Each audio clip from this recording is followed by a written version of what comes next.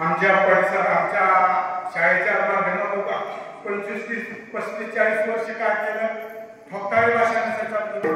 निरोप समारंभ सप्ताह पण इथं काय डोंगर बोलता येत नाही जे खरं आहे ते नावाच्या बोलता येतं आणि जे खरं आहे ते सांगावं लागतं नाही ते सारखा बापापी आणि त्यासारखं भोग येणार माझ्याबरोबर आपले दादा पाटील यांनी भरपूर मला सांगितलं पण काही गोष्टी मला त्याच्याबद्दल काय सांगायचं खरं तर पाहिलं तर मित्राला जात नसते नातं नसतं कुठले धर्म नसतो पंथ नसतो मित्र श्रीमंत नसतो गरीब नसतो किंवा लहान नसतो किंवा मोठा मित्राची ही जी व्याख्या आहे ती पुरातन काळापासून चालूपासून रामायणामध्ये प्रभू रामचंद्र लंकेहून अयोध्येला सीता मायला घेऊन आणि पुन्हा आज असे नाव आहे काय काय चर्चा करतात चांगलं काम करणारे सुद्धा चांगलीच टीका करतात पण त्याची शक्ती अशी असते चांगलपणाची त्याच्यामुळे काय होऊ शकत नाही प्रभू रामचंद्रावर चर्चा केली अयोध्येमध्ये ते काय म्हणजे असं हे सीतामाई इतके दिवसानंतर आली म्हणून त्यांचे एक मित्र होते भद्र नावाचे त्या भद्राला रामचंद्राने सांगितलं दुसऱ्याला बोलता येत नाही मित्राशिवाय कारण बघते म्हणजे अयोध्येमध्ये कोण काय म्हणते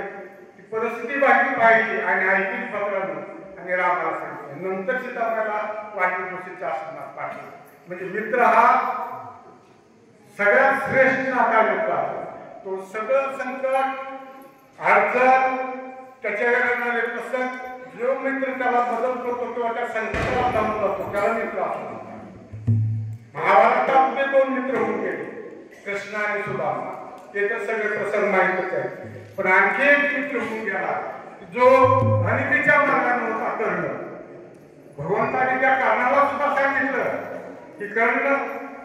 तू जी बाजू दुर्योधनाची घेतो तो अनितीची आहे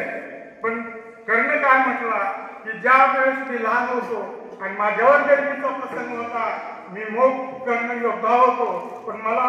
राजा ही पदवी नसल्यामुळे मला माझ्या मित्राने दुर्योधनाला राज्यपद दिलं आणि त्याच्यामुळे मी राजा झालो भूप्रदेश दिल्यानंतर राजा बनवलो त्या मित्राचं मला मी मेलतोर या युद्धात आता ज्या महाभारताचं युद्ध झालं त्यावेळेस कर्णानं दुर्योधनाच्या मित्राची बाजू सोडली नाही तर जीव बी गेला तर तो मित्र ते मित्र असतो हे आता हे मित्राचं नाव आहे आणि विशेष म्हणजे माणूस जन्माला जाते त्याचं एक हे आहे जन्माचं आणि माणसाच्या हातात आहे पण एक मात्र निश्चित आहे माणूस कर्मावर मोठा होतो त्याला प्रारब्ध धन प्रारब्ध मान तशी आमची व्यक्ती प्रारब्धाने जे अत्यंत बिकट अशा परिस्थितीतून एक मोठे पण साम्राज्याचं साधन केलं आणि स्वतः जनमानसा मान मिळवला आणि ही मोठी मानाची शिकवली त्याला मिळाली त्याचा आम्हाला साथ अभिमान कारण का महाराजांनी आम्ही बरेच सगळ्यापेक्षा त्यांच्या लग्नातला मी करवाला होतो महाराजांचा त्यावेळेस महाराजांचे माझे आणि आमच्या दादांनी बरीचशी माहिती सांगितली पण अजूनही मी एक प्रसंग सांगतो की आम्ही कॉलेज असताना दारिद्र्य मोठं वाईट असतं माणसाला दारिद्र्यासारखा महान प्राचीन कुठेही जगात नाही तर आम्ही सगळे गरीब आम्ही हाताने करून खायचो गरीब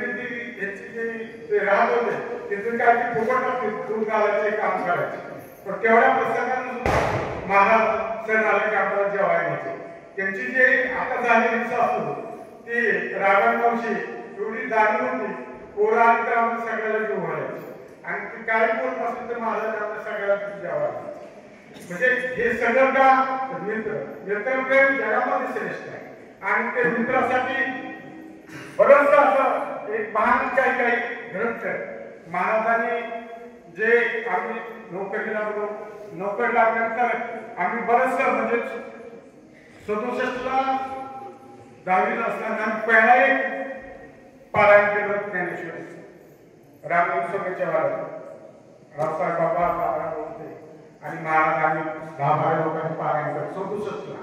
एक आमची एक अशी टीम होती की आम्ही आमच्या माग एक ध्येय होतं, संस्कारित होतं. 1967 ला पहिला या तालुक्यात शिवाजी महाराजांची जयंती करणारी पहिली आमची टीम होती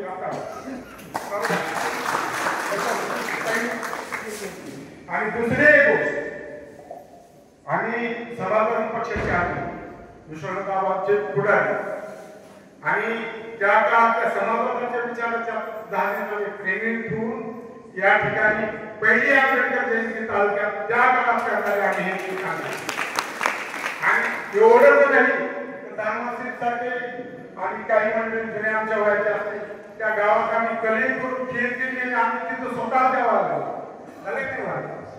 तर अशी ही प्रेरणा महाराज त्यांना तुम्हाला धन्यता द्यावी लागेल. योग असा तुम्ही आम्ही विचार करायला पाहिजे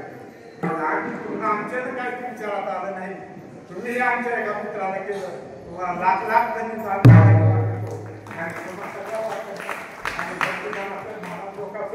अभिनंदन करतो. आणि महाराजाबद्दल बोलावं थोडं आहे मला सांगितलं की फक्त 5 मिनिटं महाराजांना धन्यवाद देतो. आमचं